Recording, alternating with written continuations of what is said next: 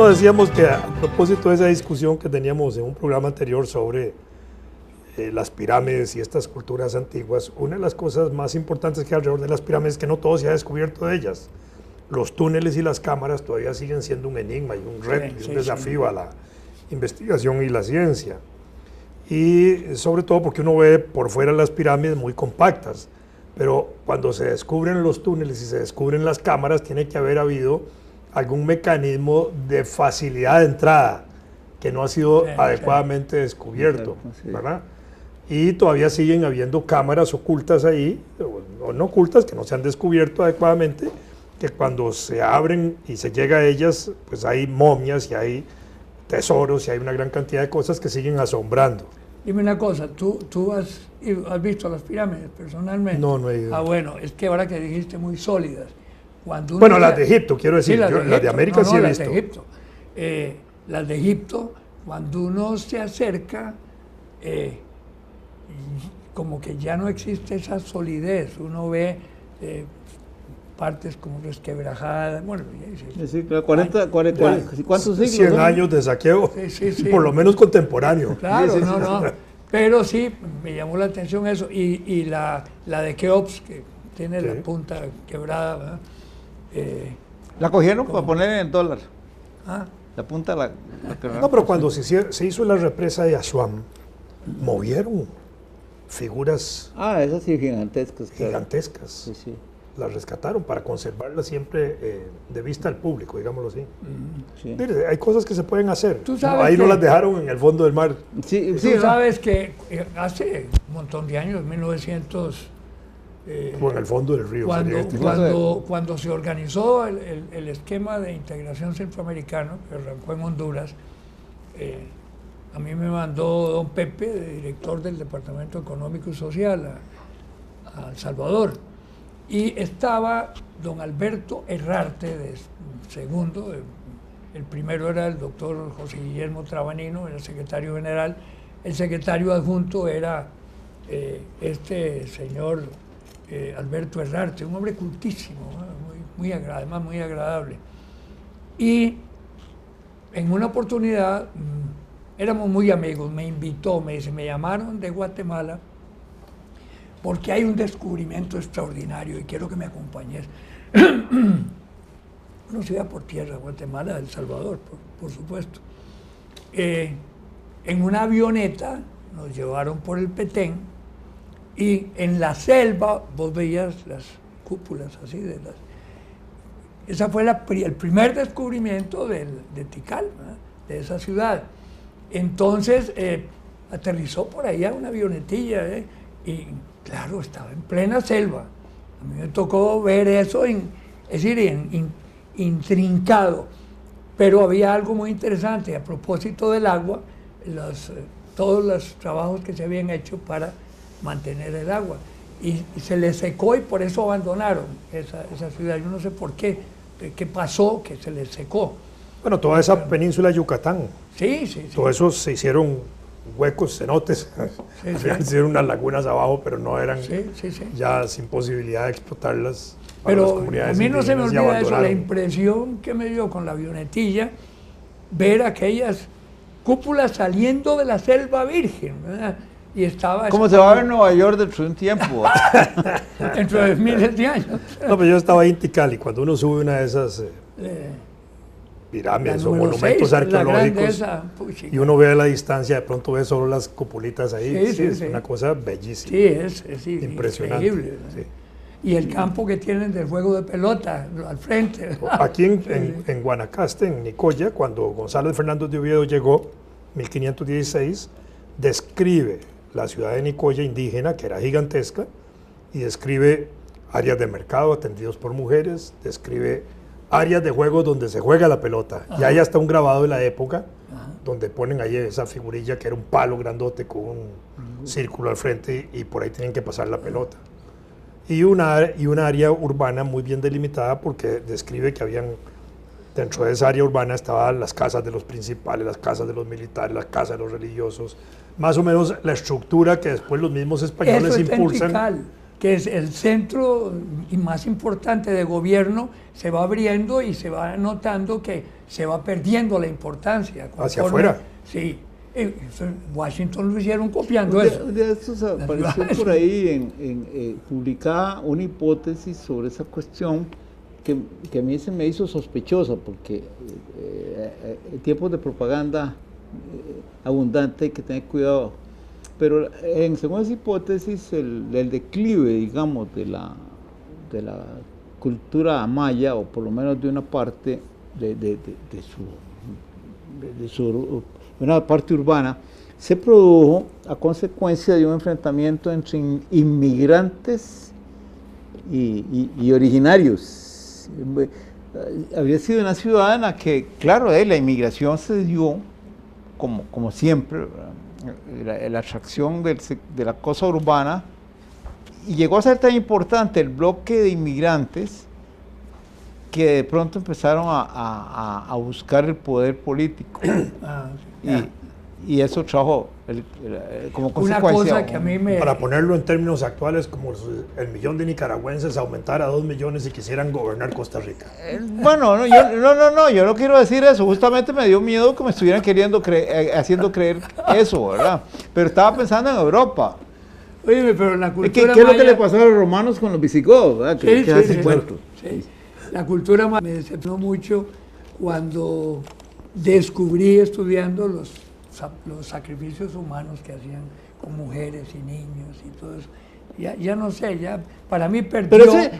Pero por cierto, a propósito de esas migraciones, un día de estos oí decir al revés, es decir, que con motivo de la posibilidad de que se construya un canal en Nicaragua y que pueda haber un flujo migratorio de ticos para allá, algunos nicas ven eso muy bueno, porque esa presencia costarricense en Nicaragua podría contribuir a mejorar ambiente democrático en Nicaragua. Sí, claro. Claro. No, eso que decías de los sacrificios humanos, es que yo he oído incluso algunas personas que han escrito de manera bastante agresiva contra los indígenas por sus sacrificios humanos. Y me pongo a pensar, bueno, perdone, por allá arriba, en Europa, como que en eso no anduvieron cortos. Entonces, claro, pero te digo, yo no sé, preguntaría, ¿cuántos miles o millones de personas murieron sacrificadas en México? Sí, claro. Es un montoncillo. También decían miles, pero digamos, porque el problema de los sacrificados era que era gente escogida. ¿Qué? Era gente escogida, eran niños o jóvenes que iban siendo preparados para el sacrificio. Las vestales. Y cuando llegaban al sacrificio iban absolutamente conscientes de que iban a ser sacrificados. Nadie iba como a la fuerza, creo yo, salvo aquellos que eran capturados en combate. Sí, eso sí, los mataban. Claro, y les cortaban la cabeza, y hay indígenas ahí retratados con las cabezas en piedra, ¿verdad? Como un elemento importante de atributos, porque al final de cuentas llevarse la cabeza del indígena era como llevarse lo mejor del combatiente. El trofeo. No era lo mismo con aquellos soldados de Vietnam que cortaban cabezas a los vietnamitas, se retrataban igual con las cabezas o con las orejas, que hacían collares, ¿verdad? Sí, ya en una forma más salvaje. Pero los indígenas nuestros más bien reconocían en su contrincante sus virtudes y se retrataban en piedra. Pero era gente que era escogida para el sacrificio. Cuando una muchacha, una doncella, era escogida, estaba consciente que iba a ser sacrificada, y probablemente le daban algún anestésico, un sedante especial de la época. Tomaban ciertas cosas. Alguna cosa, sí, claro. No, lo que quiero decir es que cuando se trata de ese tipo de cosas, casi todas las culturas han tenido un equivalente, ¿verdad? Entonces, porque cuando se argumenta en términos étnicos con eso, entonces se pierde la perspectiva. Es decir, sacrificios humanos han sido muy frecuentes en la historia, en muchas culturas, ¿verdad? Sí. Y humanos relacionados con la cuestión religiosa. Y bueno, desgraciadamente lo ideal sería que no hubieran existido nunca. Y cuando uno piensa en la Biblia, cuando le dicen que aquel hombre iba a cortarle el cuello al hijo porque porque, sí. porque en una borrachera, yo que Jehová le decía, bueno, y no, esas cosas. No, pues claro, sí. Hay algún alucinógeno, que solo así puede. Bueno, todo eso, pues. Una película de ese actor británico buenísimo que Mel Brooks. No, ahorita te digo. Y entonces estaba relatando eso, y le dijo, detente Abraham, pero Dios se equivocó. A ver, le cortó la cabeza, qué idiota. A mí me hizo mucha gracia la forma en que lo dijo. Ahorita, ¿cómo se llama este actor famosísimo? Python. No, hay Python, hay un nombre, una palabra Python en el nombre de ese. No, es que no me Es acuerdo. que yo no recuerdo el título de la película, pero hay una que actúa Mel Brooks, que es simpaticísima sobre eso. Sí, también. Sí. Yo me acuerdo una en que en el palacio de Poncio Pilatos hay grafitis, ¿verdad? Aquella mexicana que hicieron sobre toda esa vaina que la mencionaba Beto Cañas, que sería sobre el ¿cómo se llamaba? El faraón, aquel, ¿cómo? Estaba hablando. Putin, ¿no? Putin, algo así. No. Putifar. Sí. En la corte del faraón. En la corte del faraón, pero esa es una zarzuela. Una zarzuela, claro. Yo soy el De paso. yo soy el casto. Yo soy el casto Casto José. Por cierto, José, esa claro. zarzuela yo la vi interpretada en Venezuela. Ajá. Con una fineza absoluta, porque da para mucho. Y la fineza, representada en la Universidad Central de Venezuela por el grupo de teatro y de baile de la Universidad Central y de zarzuela, a full la sala, que eran como 2000 viejos ahí metidos, pero además con un sesgo político de crítica al gobierno buenísimo. Es decir, yo pienso que si aquí se presentara, sería igualmente de buena. Sí, claro. Tiene su corte, su crítica a la corte. Por cierto, acabas de mencionar el nombre de don Alberto Cañas. Es que él pero espérate, quiero decir una cosa muy importante, porque, bueno, hoy es lunes y eso no importa, pero en el transcurso del domingo me enteré, o el sábado más bien, me enteré de que finalmente el gobierno tomó la decisión de darle al teatro este que está en La Aduana, que llaman... Teatro de La Aduana. Sí, el nombre de Alberto Cañas. Muy bien. Sí, ya se tomó la decisión oficial, había sido propuesto hace días y ahora ya se concretó. Entonces eso se llama ahora Teatro o Centro Teatral, o no sé exactamente qué, Alberto Cañas Escalante. Y me parece muy importante. Me alegro, no sabía eso. No es que Alberto lo metieron en aduana. Eso fue... No, pero es un buen reconocimiento a alguien que, digamos, claro. se destacó en la literatura nacional en diversas facetas, porque no solo en la narración de cuentos, sino en la novela corta, en el drama, en el teatro. El teatro, muy importante claro. él, ¿verdad? En el humor. En el humor. Sí. En el periodismo. Y a veces en el mal humor cuando se ponía bravo. Muy frecuentemente. Se enojaba. No, muy bueno, eso me parece... Sí, a mí me llamaba siempre la atención y le preguntaba, le decía, yo voy a vivir 127 años, ¿no te acuerdas? ¿Y por qué 127? Es un bonito número. Después más ya no, porque es muy aburrido.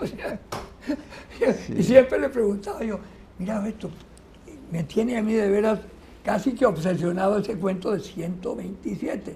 Y he cogido los números y los he sumado. No hagas eso, simplemente me gusta. ¿No? Por cierto, estos días han estado presentando La Cegua, la obra de él, sí. con muy buen éxito y con muy buena crítica literaria. Él siempre criticó a la crítica, o criticó a la forma en que se planteó La Cegua, que dice que deformaron totalmente el planteamiento de la obra.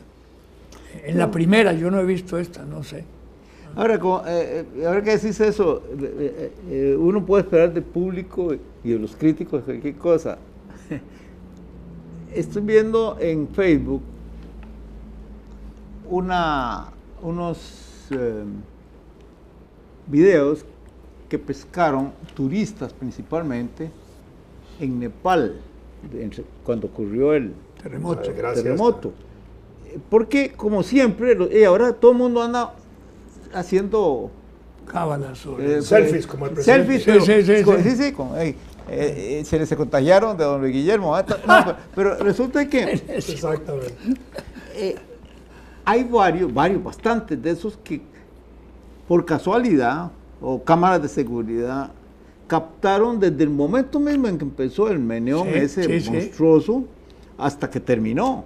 Y son realmente impresionantes. Hay una toma increíble de uno de los alpinistas que estaba grabando y le cayó encima y después encontraron la cámara con la grabación. Esa es la del Himalaya, la de la montaña. Sí, el Everest. Pero este es en plena ciudad. Son espectaculares, realmente meten miedo, es decir, uno se da cuenta ahí de la pequeñez de la especie del ser humano frente a la naturaleza. Y claro, impresionan. Estaba viendo uno de esos y enseguida vienen los comentarios, ya, de gente que... Y yo no entiendo cómo se le ocurre a la gente. Hay una persona, un hombre costarricense, que pone: esa película salió muy cara, 3.200 muertos. Es que como si el turista había provocado el terremoto para hacer la película, ¿no? No, pero de esas vistas que uno ve, de esa destrucción, hay algo que es como evidente, que son los edificios caídos, destruidos totalmente, pero que uno nota que no tienen una buena base estructural, arquitectónica, ni ingeniería, no tienen columnas, ni vigas, ni un montón de cosas que son visibles. Por ejemplo, aquí en Costa Rica, digamos, nosotros tenemos una buena base histórica, digamos, para tener primero un conocimiento histórico de los volcanes y eso, porque desde la época de la colonia hubo registro de volcanes, de terremotos, de temblores y todo eso, y esa historia sismológica del país es muy rica. Segundo, Braulio Carrillo, allá por 1835, en ese periodo, ya había tomado decisiones muy importantes sobre temblores y terremotos que habían habido en la zona, en la época, donde había obligado a que se pusieran las columnas y las vigas para la construcción, sí. Y después, con el terremoto de Cartago, se prohibió ya construir en adobe y bareque. Sí. Y bueno, ya se había introducido el bloque y se habían introducido otras técnicas. Entonces, en Costa Rica, dichosamente, desde el pasado, más de 150 años tenemos, de que se hicieron correcciones importantes en arquitectura y en ingeniería para mantener mejor las viviendas. Y eso es lo que ha evitado en Costa Rica mucho. Pero ve que interesante, este terremoto fue de 7.8. El de Limón fue de 8.7. No, pero 8.7. Claro, si se levantó un metro el lecho marino. No, hombre, si fue una salvajada eso de Limón. Por cierto, que ahora... Tomas de los rieles que están así. Sí, claro. Pero ahora que decís eso, acabo de ver, y creo que es en los periódicos del día hoy que estamos grabando, que no es el mismo que van a ver, por lo menos los títulos del periódico sacan como noticia nueva. Noticia nueva. No, por eso, como noticia. No, porque, bueno, hay noticias viejas, yo leo el periódico, tráigame el periódico de 1939. Pero el término noticia es nuevo. Pero entonces, como novedad, quiero decir, que como si se hubiera probado ahora, descubierto ahora el hecho de que Panamá y Costa Rica son una formación geológica, digámoslo así, que crea una unión no muy sólida todavía entre dos continentes diferentes que son Sudamérica y Norteamérica. Cosa que hace que a veces haya muchas críticas a los gringos, porque en las escuelas de ellos enseñan que hay dos continentes, Norteamérica y Sudamérica. Desde ese punto de vista es cierto. Pero la cosa que más destaca, por lo menos la parte titular yo no lo he leído completo, es que la aparición de ese pedazo nuevo que son Panamá y Costa Rica tiene una importancia mundial para la especie humana enorme, mejor dicho, porque al producirse la separación del Pacífico y el Atlántico, que todavía no se llamaban así, el clima de los países ribereños del Atlántico, sobre todo de África y Europa, cambió radicalmente. Y es posible que el cambio haya sido el que permitió que luego apareciera la especie humana. Claro, y además es muy joven. Costa Rica y Panamá tienen solo 12 millones de años, digamos, de haber emergido. Casi De nada. Costa Pero Rica, eso las partes más viejas son Golfo Dulce y la península de Nicoya. Las partes más viejas, Sí, antiguas sí, de sí. Costa Rica. Exacto. Sí. Pero es interesante. Bueno, en primer lugar, la noticia no es noticia porque eso es una percepción ya muy vieja de que ese cierre se produjo en un periodo corto de unos pocos millones de años, ¿verdad? Sí, claro. Todavía seguimos emergiendo. Claro. Varios milímetros por año Sí, sí, sube claro. el territorio costarricense. Por eso cuando se vino el terremoto de Limón, que levantó casi un metro la plataforma continental marítima de esa zona, eso era como haber avanzado 200 o 300 años Claro. en términos Está geológicos. bajando otra vez. Bueno, yo no sé. Ya, esa Estuve parte no leyendo sé. que está bajando. Sí, lo leí en estos días. Como una sub y baja. Sí, No, bueno, pero, ¿no? pero eso lleva a una reflexión, Baja aquí, sube por allá. a una reflexión muy importante. O estalla el volcán Turrialba, estalla el volcán Turrialba, de paso nos informaron en una charla, don Guillermo Quiroz, que era un volcán explosivo, Sí, a diferencia de otros tipos de volcanes. Está también la erupción del volcán Barú en Panamá, y de pronto se viene el El de terremoto Chile. de Nepal. Y el de Chile, sí. Pues No, y está el de Guatemala también, el Pues volcán uno no sabe de si fuego. hay vasos comunicantes ahí Claro. por debajo del mar. No, y ese es el del magma. No, ese. pero con respecto a Costa Rica y Panamá es muy importante. Óyeme, no, perdonen porque esto sí es interesantísimo. Ya he hecho varias citas en que creo que vos lo has visto y resulta que no lo has visto, pero no importa. También vi en la red algo interesantísimo que acaba de suceder en el volcán ese de Chile y coincidentemente en el Popocatépetl y el Iztaccíhuatl en México. ¿Qué es? En las tomas esas que vi yo de eso en el volcán de Chile, es impresionante. Está haciendo erupción, ¿verdad?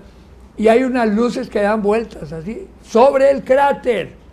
Pero pero así, eso- y de repente ¡fium!, desaparece. Esos son fenómenos. Y en el Popocatépetl, a propósito de que se está riendo de los extraterrestres, en el Popocatépetl resulta que igual, de repente salen dos luces, se paran sobre el- extraterrestres que vienen y dan la vuelta así y se evaporan.